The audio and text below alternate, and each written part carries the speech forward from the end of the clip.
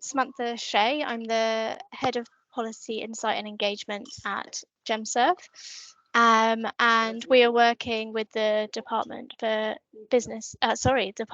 Energy Security and Net Zero in the delivery of the Heat Network Efficiency Scheme. So today we're going to talk to you about the application process and some of the key things that we've learnt over the early rounds of the scheme. Sam, if you could jump to the next slide, please. So just to avoid disruption, given that there's quite a few of you on the call today, it'd be fantastic if you could mute your microphones and turn off your cameras. This will help improve video quality for everybody, and will also make it a bit easier when we distribute the recorded session. We are taking questions throughout the day.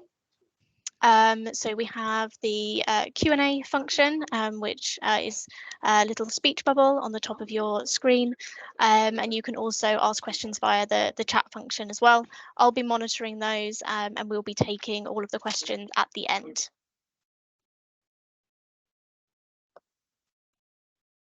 In terms of the running order today, I'm joined by my colleagues Louise, Sam and Chris.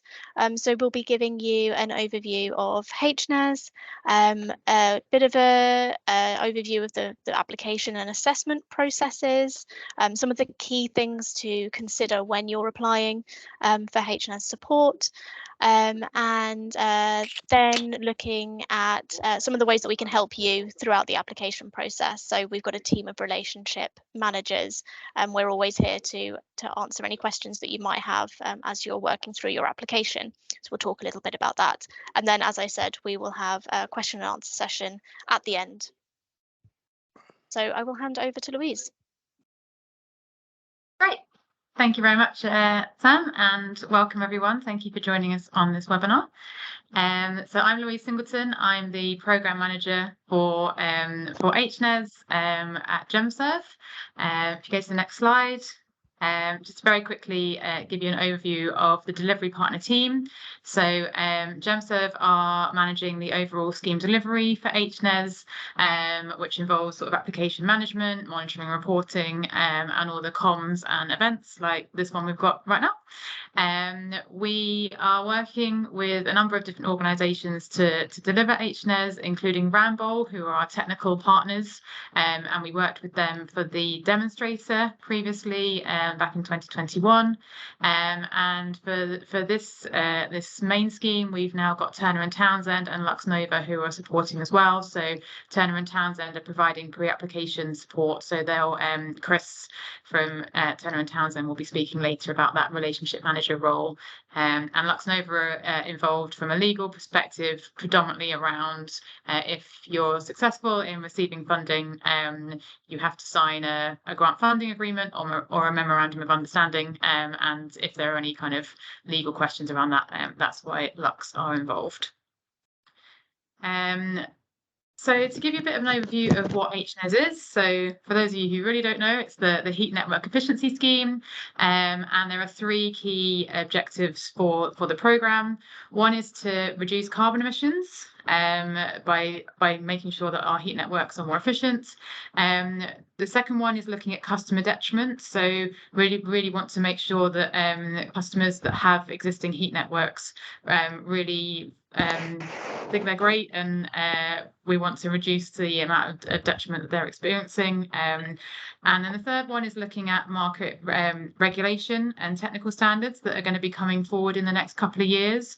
So obviously there are heat networks out there that may not be compliant with these future regulations and technical standards. So the aim of HNES is to really help heat networks now before these standards come into place to improve their performance, and therefore the gap between the standards and the existing heat networks isn't so big when they do come in.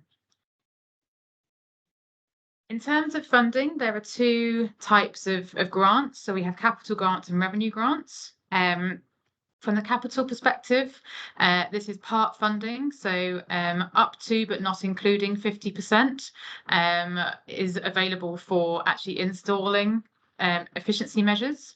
So I can't stress enough that it's up to but not including 50%. So if you are submitting an application form for a capital grant, please make sure that it is under 50% request. Otherwise, we'll just come straight back to you and ask you to lower your request.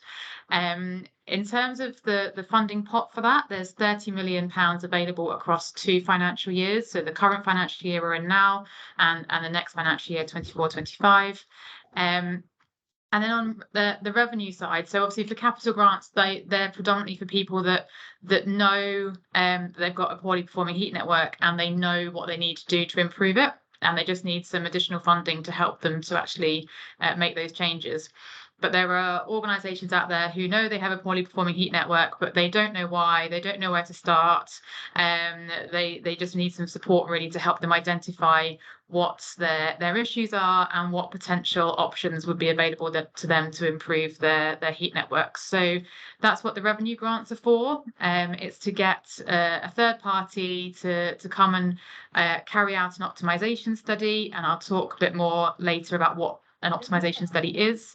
And they will basically provide recommendations on how heat networks can be improved, potentially with a view then to applying for a capital grant subsequently once you know what measures you're looking for. And for that, there's a pot of up to £2 million across those 2 financial years. Projects can apply for funding across both financial years, but you must spend the money you're allocated within the financial year it's allocated within, even if you've got a project that spans the 2 financial years. The pots are very distinct, and so we have to make sure that any money that's awarded within, say, this financial year is spent by the end of March 2024, and similarly the FY 24-25, it must be spent by the end of 24-25. In terms of who can apply, so the applicants themselves must be the heat network owners or operators of either district or communal heating systems. We need it to be the owners because they're the ones who are going to be signing the funding agreements. They need to be able to have authority to make decisions, investment decisions on the heat network they're responsible for. So particularly from a revenue perspective, we can't accept applications from a consultant who's being employed by a heat network operator to do the optimization study. It has to be the heat network operator themselves who's applying, who may have already appointed a consultant, and the consultant's more than welcome to help support the application, the development of the application form, but it must be the operator itself who submits the application form. The heat network can be situated in either England or Wales, and the organisations can be public sector, private sector or third sector organisations, so including universities, NHS trusts, charities. So yeah, most organisations are eligible provided you've got an existing heat network, basically. In terms of funding rounds, so the funding pot is being allocated across 8 funding rounds.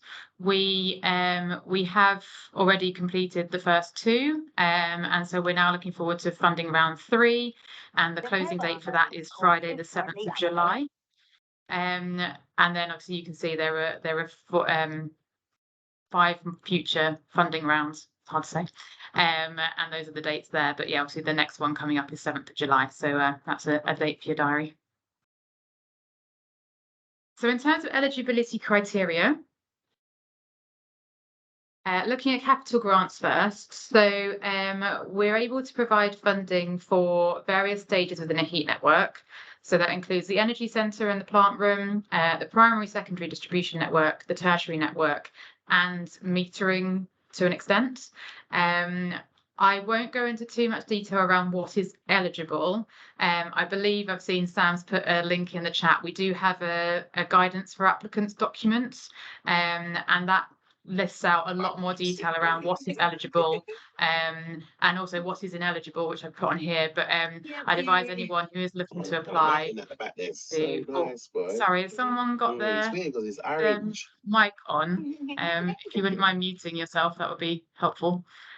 Thank you. And yeah, so I would advise anyone who's looking to apply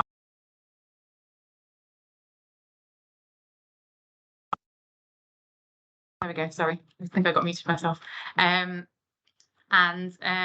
read that document and it will give you a lot more detail around what is eligible. But in terms of what is ineligible, if you've already incurred capital costs before an HNES award is being made, so before you've been told that you've been awarded funding, that wouldn't be eligible.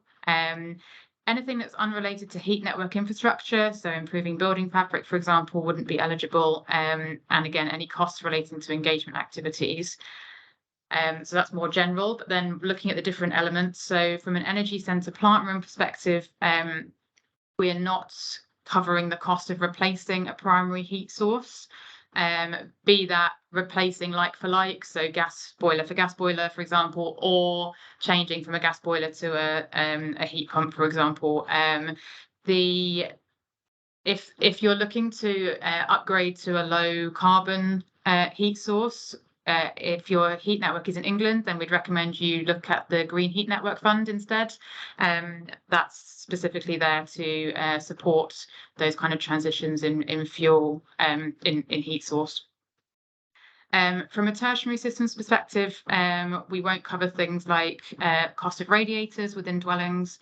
And for metering, it essentially is covering things that go above and beyond your legal requirements. So anything that is required under the heat network metering and billing regulations, because that's a legal requirement, we wouldn't provide funding for that. But if you were looking to do additional metering, particularly sub-metering, that goes beyond your legal requirements, then that's something we would consider under a capital grant. For revenue grants, we are essentially covering the cost of an optimization study. Within that guidance for applicants document, there is an Annex A, and that gives you a whole overview of what is sort of expected from an optimization study. And I'll cover that on the next couple of slides as well in a bit more high-level detail. But in terms of what's ineligible, again, anything that's already been incurred before the application has been made and the funding award has been made, then that wouldn't be eligible. Any project management of your third party organisation who's doing your optimization study. And then finally, anything to do with construction, operation or maintenance. Again, for construction, that would be more under GHNF in England. If you're looking to improve your heat network, that's probably more a capital grant if you already have an existing heat network, so that wouldn't fall under revenue grants themselves. But going on to what a optimization study is, so it's split into two work packages. So the first work package essentially involves your consultant coming to your sites. We definitely require at least one site visit so that they've seen the heat network in person, and looking at any data that you have, if possible. If you don't, that's not a problem. But yeah, so that your consultant can get a full understanding of where your heat network is now and how it's operating, what's your baseline, so they can basically see, how is it operating today, and then they can understand why there are areas of suboptimal performance, and they can then use that baseline for work package 2, which if we go through, is then actually looking at the opportunities for optimization. So within this, we would like the consultants to produce a long list of improvements. There will need to be a techno-economic analysis undertaken. So we want the consultants to be able to tell you the sort of return on investment, the cost of installing these measures or packages of measures, the paybacks that you'll have, the benefits that you'll get from these, and then working with you to produce a short list of potential measures that you would then take forward, that really would be the most valuable and have the best impact, I guess. And if we go on to the next page, so what we would then expect once they've visited your site, they've identified the areas of failure, they've provided you with the recommendations. So we'd want a project report, which kind of outlines everything about this, a summary of their site visit, so we can confirm that that's happened. The techno-economic analysis spreadsheets. We want this to be in a spreadsheet form so that you can see all the workings behind that. If you want to make tweaks to any of that, so say, I don't know, you want to say, actually, we'd rather spend this money over a few more years. What does that do to our payback? You can make those changes. It's not all just sitting with the consultant. You have the ability to make those changes. And then the last thing here, or the second last thing, the final submission of the revenue M&R worksheet. So we'll touch on monitoring and reporting later, but as part of your grant funding commitments, you have to provide monitoring and reporting. And from a revenue perspective, there will be a tab that at the end of the study, the consultants will need to complete, which will basically be a summary of the outputs of the optimization study. And the rationale behind this is that everyone then provides back to us the outcomes in a consistent format, so we can then do analysis across all of the studies that have been provided to see the kind of recommendations that are being made and the kind of payback periods and the carbon savings and things like that. So that will be a requirement for your consultant as well. And then finally, if you decided you wanted to then proceed with the recommendations and you needed some more financial support to do that, you may also then want to submit a capital grant application form to request some funding to help you implement the recommendations. So yeah, so that was a quick tour through the eligibility and the optimization studies. I'm going to hand over to Sam now to talk you through the application process. Yes, so in terms of the application process to HNES, it's all done via Excel spreadsheets. So we've got two different ones. One is for revenue and one is for capital grants. So what we're going to do is quickly talk through the tabs and what sort of things need to be included in those tabs. So tab A is it's your applicant info. So it's ensuring basically that, well, it's giving us all the information of who's applying. And as Louise says, it needs to be that owner or person with the investment decision of that heat network. So a couple of things that's worth highlighting is that the name needs to match the legal entity exactly of your company, or for instance, if you are a company on Companies House, if you're a local authority, it needs to be that full local authority name. So it can't be sort of abbreviated names or things like that. It needs to be that full length of the organisation. And then if you've got a VAT number as a business or as an organisation, again, that just needs to be entered in because, again, that's something we check. And if you haven't put it in, it'll be one of our clarifications back to try and get it. If you haven't got a VAT number, that's fine as well. You can leave that blank, but if you've got one, please do put it in. On tab B, it's about the project itself. So these are your project details, where the heat network is, all those bits around sort of the regulatory heat trust numbers, if you have them, all the confirmations around the billing regulations, all those sort of parts around the project itself. And then moving on to tab C, this is a narrative. So it's your part to tell us about the project and give us as much detail as you can. Basically, it's descriptive, which means that you're able to talk through, give the assessors a feel of the heat network, what you'd like to do, and why you think it's important. It counts towards assessments, things like that. So then there's bullet points against the questions. Try and cover as much detail in that as possible. Well, cover all the bullet points, and the more detail you put in, the better for the assessment. It's one of the things to try and cover over. So moving on, there's another 3 tabs in the application forms that just need to be filled in. So for tab D, it's the baseline and targets. So these are the baselines of the heat network as it currently is. So things like how much fuel's being used, heat produced, network losses, all those sort of things that are bullet pointed there. And then you've got the targets next to it. So if you are looking to make a change to your heat network, we have to have a target against that baseline. We're aware that obviously some projects maybe don't have all the information that and that's part of the reason why they're applying, is they don't have all that baseline and figures and all of that. if you put in as much detail as you have, some of the baselines you might be able to calculate from other numbers that you've got, but making sure that you put it in clearly, that's how you've worked it out. And as I say, if you are trying to address something that affects that baseline, you need to enter a target. We can't just have baselines, we need both baselines and targets. We should say that's for capital applications. Yes, sorry. For revenue applications, it's just baseline, because at the moment you don't have any targets for the work you're completing. Yes, yeah, sorry, just capital and the targets.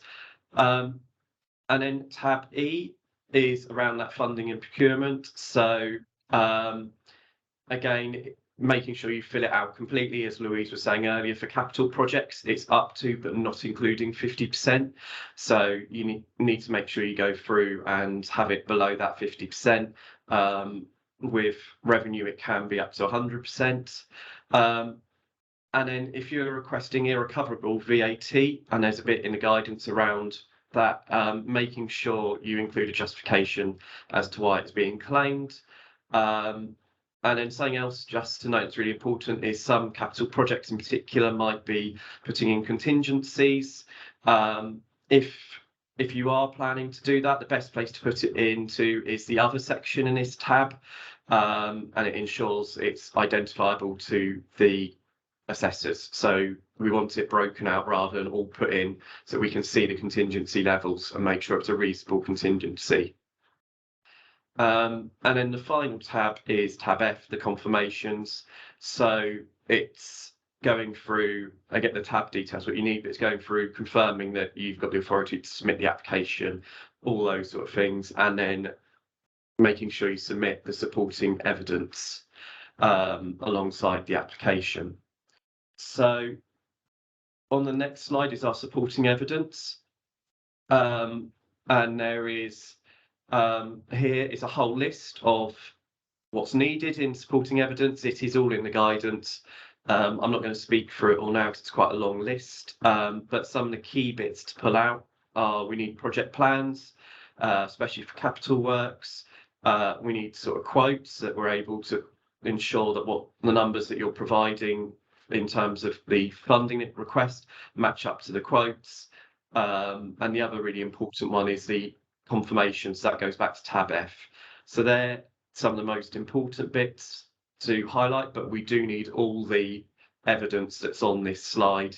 And again, it's the quotes, the more detail you can put in for that, the better, especially the capital ones, so that we can see how you're wanting to spend the money to improve the works and ensure it's assessed effectively and without us having to come back raising lots of clarification questions.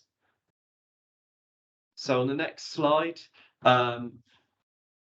is the sort of as HNES, we do not intend to fund multiple projects from the same organisations that have the similar engineering, design, operations, and suboptimal performances. So if you've got different heat networks, and they're built differently, and you're the same organisation, yes, you can put in multiple applications, but we don't want the same basic project, but for different heat networks, because the idea is, especially on the revenue, you'll be able to go in, you'll look at one, and then you'll be able to move or understand those learnings and apply them to your other heat networks. I think the main point around this one is the revenue pot isn't massive, so we want to make sure that we're funding as many diverse optimization studies as possible. So if you do have, as Sam says, multiple projects that are very multiple heat networks that are very similar and have very similar issues, we wouldn't necessarily fund an optimization study for all of those. We would expect for you to apply for one and then use the learnings from that one for your other heat networks, rather than requesting to basically undertake the same study again and again and again. So that will be something that we're considering when we're assessing the applications that we receive. Thank you, Louise. And then sort of moving on to how to actually submit it once you've completed it. what we want you to do obviously is request the application form to begin with. So you can email us, which is hnes@gemserve.com. You can request the application form. If you're able to let us know in that email if you want the capital revenue or both application forms, if you're planning to do more than one, we are able then to provide those application forms to you. We will also ask you a little bit of information around your project that goes towards sort of an expression of interest, so that we understand what you're likely to apply for. If you are planning to apply in future rounds past round 3, be really helpful if you can email us again on that hnes@gemserve.com with an expression of interest. So just an outline of what you're applying, what sort of project you're applying for. Is it capital revenue? What sort of value of project? What funding round? All those sort of details. If you email us, we can send you a list of bullet points that is helpful for us to understand, and it gives us an idea of what projects are coming in, and it also means that we're able to provide to you any updated application forms or materials that might come through.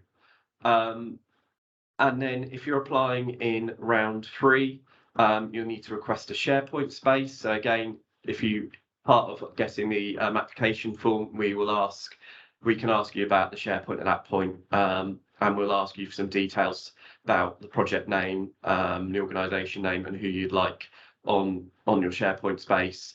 And all the applications need to be uploaded through SharePoint. And then when you've uploaded them, and again, we will tell you all this back in emails once you contact us, but we need you to email us to confirm the final submission as well. We'll only submit applications once they're uploaded, and then we've had an email from the project saying it's uploaded and ready to be assessed. We will move on to it later, but just a very, very quick thing is if you would like a relationship manager, again, you could, as part of emailing for an application form, you can email and request one at the same time, but we will go into more detail about relationship managers a little bit later in the slides. So back over to you, Louise. Okay, thanks, Sam. So moving on to the assessment process. So once we've obviously received your application, go on to the next slide. There are a number of areas that we will be looking at to make the assessment. So we'll look at capital applications first. So we're looking at deliverability. So how confident are we in the costs that you've provided, that actually does match what the project is going to cost, and delivery certainty. So are you going to be able to deliver your project to time? Will you be able to draw down your funds within the financial year you've requested for them? So we're really looking for those 2 points, as Sam mentioned earlier. Evidence of quotes, so that we can see the justification for why you've put the cost that you've requested, and a project plan for your delivery certainty, so we can see whether we think that's realistic. Again, it just gives us a confidence that the funding being requested is correct and will be spent within the timeframes. And then in terms of network performance improvements, so for this slide, we want to understand. This kind of comes from tab D in terms of the actual metrics. So looking at your baseline and your targets. So for example, what's your current cost of delivering heat to the end customer? By implementing your proposed measures, will that be reduced, and if so, by how much? Will you be improving your network efficiency? Will there be a reduction in unplanned outages, interruptions? So again, that feeds back to that kind of customer detriment, customer confidence point. Will you be actually reducing the amount of gas and electricity that you're using currently? So all of that information comes out of tab D, and then there will potentially be supporting information that you can provide to explain the rationale behind why you think the proposed measures will result in those improvements. So again, if you have a sort of an optimization study already done in the HNES form or equivalent by another that was done sort of outside of HNES, that's also fine. We don't have to have an HNES specific revenue study, but just that kind of detailed information so that we just want confidence that the proposed measures are going to deliver the outcomes that you're saying they are. And so what's the justification and the rationale that you can evidence to us to show that and to give us that certainty and that confidence that the improvements are going to be realised. So as Sam said, there's this section around project narrative. So we're looking to understand how your project supports our objectives, specifically objectives 1 and 2, so around reducing carbon emissions and improving customer detriment. And then how do you propose to disseminate any information that you've learnt through your capital application? So be that within your own organisation or potentially even externally to other organisations. We're keen to make sure that this funding helps to improve the market as a whole, not necessarily just individual organisations. So anything you can put in that to talk to that would also be valuable. So we're looking at value for money. We want to make sure that the money we're giving out is resulting in saving carbon, saving gas, saving electricity. So again, there are metrics around those. And then data availability and baselining. So we understand again that people don't always necessarily have that information. They might not have metering available to provide us with that information. You won't be penalised for that. But if you do have that information, it's really helpful for us to understand, like I say, your justification as to why you think these savings are going to be made. From a revenue perspective, it's very similar. So again, we have the project narrative. So how is your project going to meet our objectives? The approach to disseminating information goes back to what Sam was saying about not funding multiple projects. So how will you take the information you've learned from your revenue study and apply that elsewhere potentially? Again, we're looking at cost certainty and delivery certainty. So quotes from consultants, if you've looked to already gone to the market to look for that, and a project plan as well.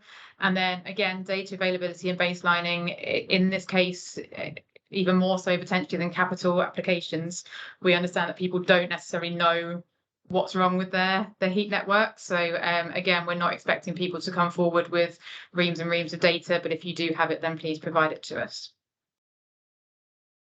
In terms of timescales, so from when you submit your application, there's a 6-week assessment period.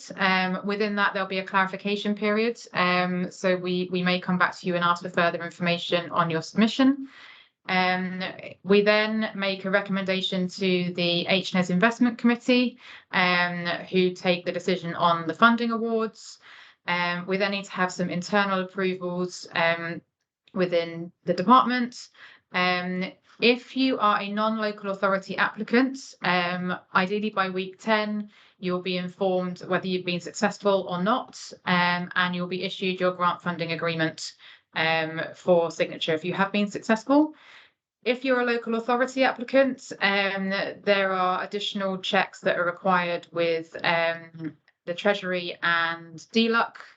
So it just takes a few more weeks for those to be undertaken, and you'll then receive your memorandum of understanding. But you'll be informed whether you've been successful or not at the same time as the non-local authority applicants. So yeah, in terms of clarifications, like I say, there are a couple of clarification periods that we have within that assessment, that 6-week period. When you submit your application, we'll let you know when those periods are, and it's really important that someone, one of your named contacts in your application form, is available during those 2 periods to make sure that you can provide us with timely responses to any clarifications.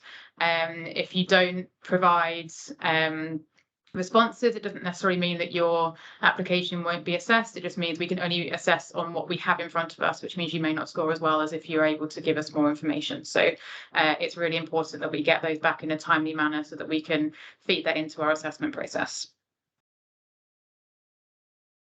I mentioned earlier around monitoring and reporting. So this is one of the conditions of your grant funding. They're really, really important for us, both while the project is being undertaken so that we can track that it's on track, to be delivered on time, that the money will be drawn down when we expect it to be, that I need to understand any risks or issues that the project may have. And then also, particularly from a capital perspective, we want to make sure that the aims of HNES are being met. So from a revenue side of things, from grant award until your optimization study has been signed off, that's the period in which you need to return your M&Rs. And we'll be looking at your project progress, your risk and issues, your budget drawdown. And as I mentioned previously, that on the last return, your consultants need to complete that optimization study outputs tab. For capital projects, it's from the point at which your grant award is made until 24 months after your commissioning date. So we want to make sure that we've got 2 full years worth of monitoring information so that we can really see the impacts that your measures have had. Again, from a monthly perspective, it's the same around progress, risks and issues and budget. But on a quarterly basis, from capital perspective, we want to understand how you're progressing against the targets that you put in your application form. So within your application form, you've told us this is what you want to achieve from your measures. We then want to be able to track that you are progressing against those targets. And so we'll ask you to provide that on a quarterly basis for the previous 3 months. So for example, if it was April, May, June, you'd only provide the report in July, but you'd have to split out. We want to know how was it going in April, how is it going in May, how is it going in June. Okay, so that's the assessment process. We're going to hand over to Chris now just to talk you through the pre-application support and the relationship manager service that we offer. Hi all. Next slide, please. So there's 2 key places where applicants can come and get some initial support. I would say anyone looking to apply for the scheme, please get in touch at the HNES@gemserve.com email on the left, please, and submit an expression of interest. That where you'll receive the mail-in list, and we engage with you directly, and you can find out when other future seminars are and where all the support materials are saved. In the same vein, if you have got a project that you're seriously looking at bringing forward for HNES, whether for a capital or a revenue grant, you can contact the hnes.support email address, and that'll put you in contact with one of the relationship management team, and we can support you through submit your application and kind of dealing with yourselves and your consultants or maintenance providers to put that application together. Next slide, please. So in terms of the support that we can offer as part of HNES, once you've been in contact with a relationship manager, you'll be provided with the same contact over the period of the assessment and over the period of your application, just to answer any initial queries, talk about the project, and help you along your way. The main services that we'll provide is we'll have a half-hour, 45-minute call with yourselves and anyone else from your organisation or your consultant teams, and support you through that initial application kind of queries and kind of consolidation of the evidence that you need for the application, whether that be revenue or whether that be capital. And what we'll do is those relationship managers can help kind of talk you through the application form if it's needed. Once you're in a position where you think you've got a good evidence base and you've kind of populated all of the application form as a draft, we can have a first pass review and just give you some tips and some pointers on where we think it could be improved, if it could be improved. And what we'll do throughout that process is just answer any clarification questions that you've got around kind of whether you need to put more evidence base in, whether you need to set up your kind of procurement program, and we'll also try and be there just to point you to the relevant points within the guidance. But I would recommend thoroughly anyone looking to come in for RM support, please read the guidance and read through the appendix guidance notes. The other thing that I'd recommend is there's a link in the chat to some optimization videos that we'll put together as part of the demonstrator. There's some very, very good short videos on how to conduct an optimization study. So if you're looking for a revenue application, that would be a really good port of call in terms of coming through.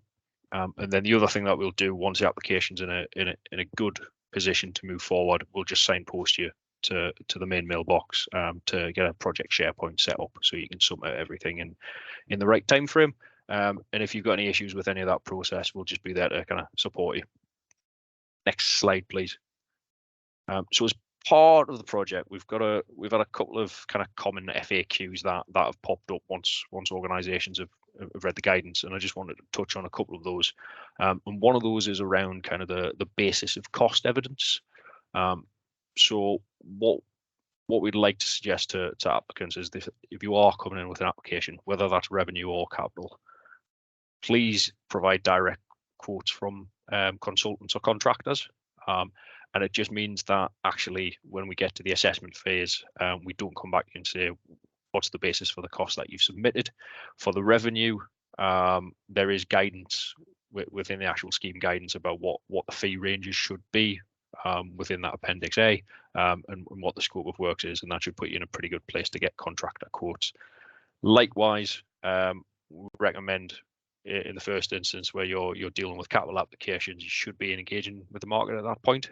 So you should be able to get direct quotes from your existing maintenance provider, or being engaging with someone who's going to be able to provide kind of fixed quotes for kind of hopefully a period of 6 months to be able to move forward with that. And there is a little bit more within the cost assessment element with capital applications of revenue applications. So please make sure that the cost evidence base is there and put together. Otherwise, we will come back for clarifications.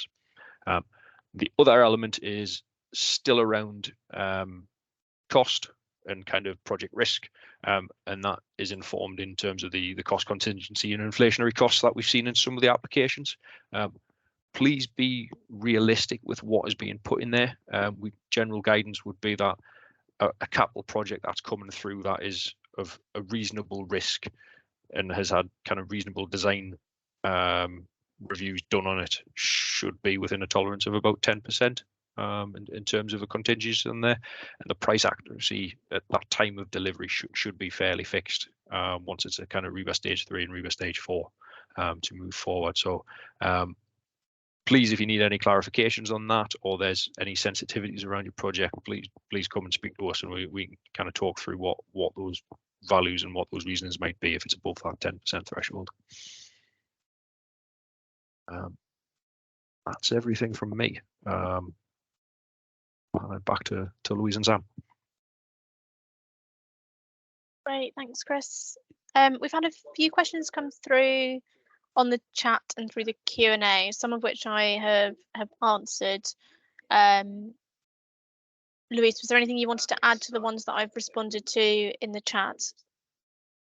I've had a quick look through. I think there were a couple that were around, who can apply. So again, as I think Sam, you said, it is explained in the guidance document, but as long as you have the ability to make investment decisions on the heat network, so it might be that you're the operator rather than the owner, but that would be fine. It's just if we don't want it to be someone who doesn't necessarily have that authority to apply. It needs to be that high level person or organisation who does own or operate the heat network, who is making the application. So I think I saw a question further up around managing agents. You can, if you're operating the scheme, that's the heat network, that's fine. Again, if you're a sustainability consultant organisation, provided you do own or operate a heat network, then that is also fine. It would just be if you were acting as a consultant on behalf of someone else who owns a heat network, then we would want that other person, i.e. your client, to be the person submitting the application, not you on their behalf, basically. That was the distinction there. Great, thanks. Thanks, Lou. That's fine. I've just seen there have been a couple of more questions. So yeah, so I guess just to say, for the last sort of 10-12 minutes of this session, it's kind of open to you guys. If you have any further questions, either feel free to raise your hand or use the chat or the Q&A functions, and we'll just talk through any questions that we receive. So please feel free to ask anything that might have popped into your head while you've been listening to us. There's a question from Jason asking if we're able to share sample applications to support their own application. We don't have sample applications per se. Like I say, the guidance for applicants document does talk you through each of the sections and what's kind of required in there. And as Chris said, if you've got to the point where you've started completing your application form and you want someone to review it, our relationship managers can do that. But I think we essentially, the more information you can provide, the narrative section is your chance to sort of wax lyrical about your project and why it meets the HNES objectives. Tab D around the baseline and targets is a lot more the kind of quantitative information, so your actual figures that you have, and then tab E is more around the actual amounts that you're requesting across the energy centre, the primary network, secondary network, etc. And again, the more evidence you can provide to support the information that you put in your application form, the better it is, the easier it is for us to assess your application and score you as appropriately. So but if you do have any questions as you're going through the application, like I say, feel free to either contact us at hnes@gemserve.com or reach out to a relationship manager and they can support you as well. Thanks, Lou. We've had a question regarding applications for capital funding being awarded to the same organisation. So can we confirm if capital funding would be available for similar projects within one organisation? So it would depend on the type of project, I'd say. So in some instances, obviously, regardless of whether you have the project is similar, you might not have the funding available. So we wouldn't necessarily automatically rule out similar capital projects. It's mainly around the revenue side, to be honest, that we're concerned about sort of duplicating effort. But if within a capital project, for example, there was things around things that could be applied across the different applications, and it looked like that was kind of being duplicated, then we might ask some questions in that sense. But if it was a case of you needed to buy a similar part for one heat network and you wanted a similar thing for your other heat network, but you still had the issues around lack of funding, then we wouldn't reject that as a legitimate application. Thank you, Lou. Also, a question in regards to feedback from round one in terms of which projects were awarded funding. So on that basis, oh, sorry, go on, you go. No, go for it. I was just going to say we haven't yet announced the successful projects from round one, but we're working with the individual schemes and with the department to hopefully be able to announce something fairly soon. So keep your eyes peeled. Join our mailing list if you're not already on it, to ensure that you get the latest news from us on round one.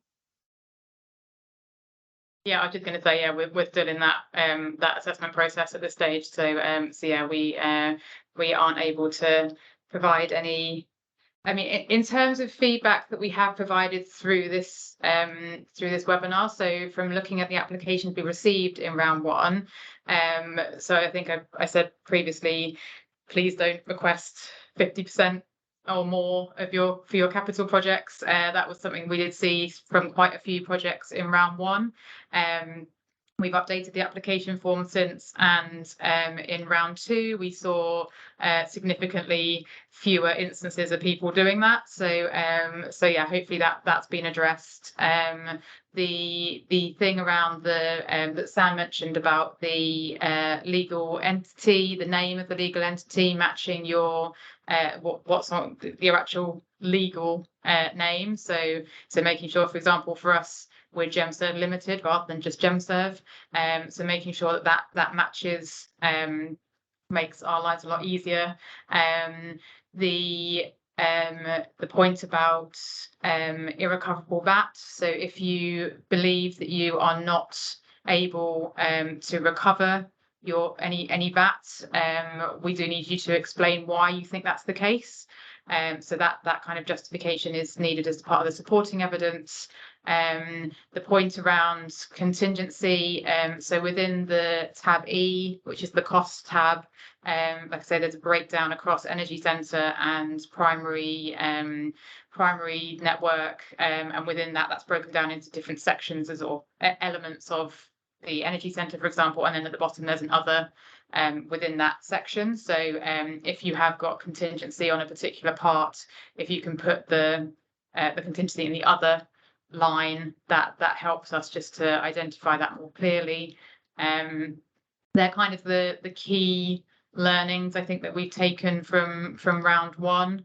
Sam, Chris, feel free to jump in if there's anything else you think I've missed, but yeah, we've kind of peppered them through, I guess, the presentation, some of the lessons that we learned from round one. Yeah, I'd agree. I think the other one was the VAT number, that again, if you have it, we need you to provide that. We do sort of look it up, but we need it to come from the applicant. So that was saying that we had to go back to Projects On to get VAT numbers, which again is something we've highlighted as we've gone through the presentation. Yeah, I think the only one that springs to mind from me is just where networks are connected to leaseholders. In terms of consultations and funds, that isn't something that HNES as a scheme can prescribe. So we're really looking at applicants to kind of satisfy themselves that they fill all the kind of legal requirements in terms of kind of costs and in terms of consultations that need to happen within the grant funded timeframes. Thanks, everyone. Got a question from Sheila, and I just need to check the acronym. Sheila, if you don't mind, HEBD, is that the Energy Bill Discount Scheme, or is it a different acronym that I've misunderstood, if you're still on the line?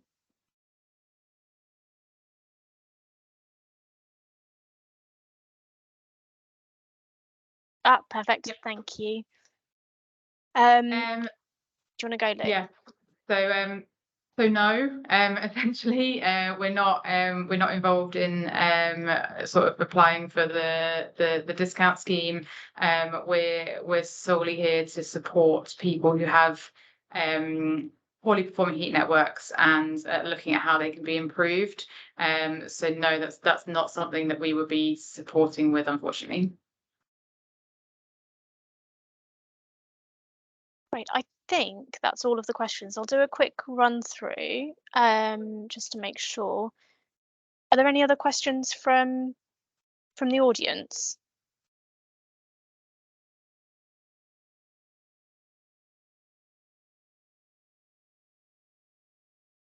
No. The only other one to say, Sam, which again you've answered, is around copies of the slides and the recording. So yes, they will be shared after this session. So yeah, no worries on that score. Yeah, so we'll send those around alongside a feedback form today, just in case you think of any questions as you're completing the rest of your day. Yeah, I think that's everything from us then. Do feel free to reach out if you have any further questions, and we'll be in touch with the slides and the recording. Thank you all so much for joining, and good luck with your applications.